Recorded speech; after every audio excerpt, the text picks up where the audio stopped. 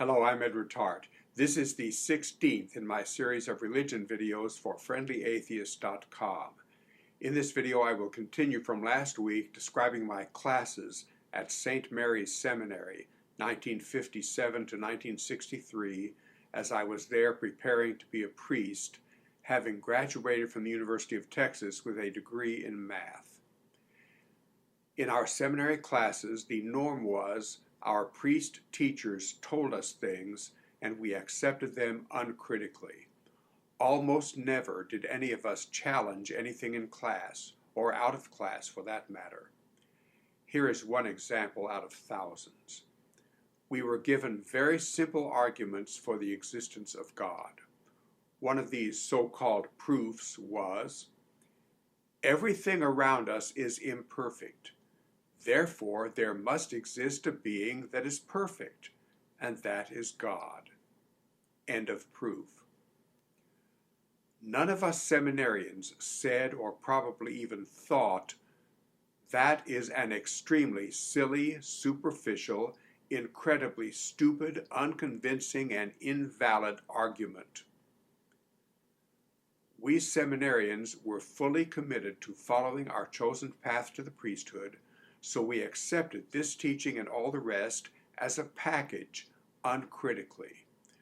The Catholic Church taught us, as it emphatically teaches all Catholics, that we are not free to pick and choose.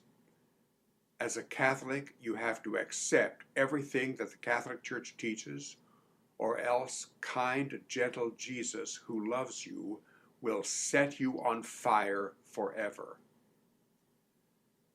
However, one day in my first year at the seminary, in one of our classes, our priest teacher, quoting the textbook, said something like this: "Only God is infinite. Our minds are not infinite. Nothing in our world is infinite. Nothing in the universe is infinite. Even numbers are not infinite." That last sentence signaled a big red flag in my math-oriented brain. I raised my hand, the priest teacher called on me, and I said something like this: "I have a math college degree. Numbers are infinite. We have a number line. It goes without end in both directions. Infinitely many positive numbers to the right, infinitely many negative numbers to the left. The author of this textbook is wrong. He should stick to philosophy instead of venturing into math, a subject about which he is clearly ignorant." Figuratively speaking, of course, the jaws of the priest teacher and of my 20 or so classmates dropped simultaneously. This challenge by me was an unheard of event in the seminary classroom. The priest teacher and all my classmates realized that I knew what I was talking about. I am sure that the priest teacher told his dozen or so colleagues about it, and for days and even weeks thereafter, my classmates good-naturedly teased me, especially about my number line gesture.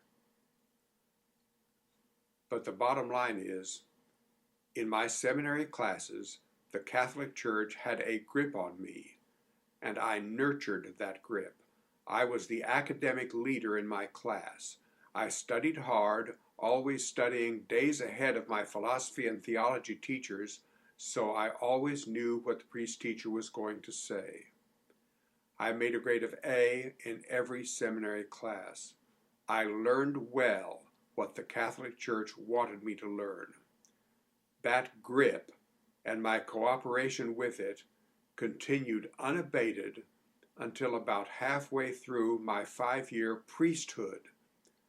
But then I started reading, listening, thinking critically, and gradually that grip became less tight.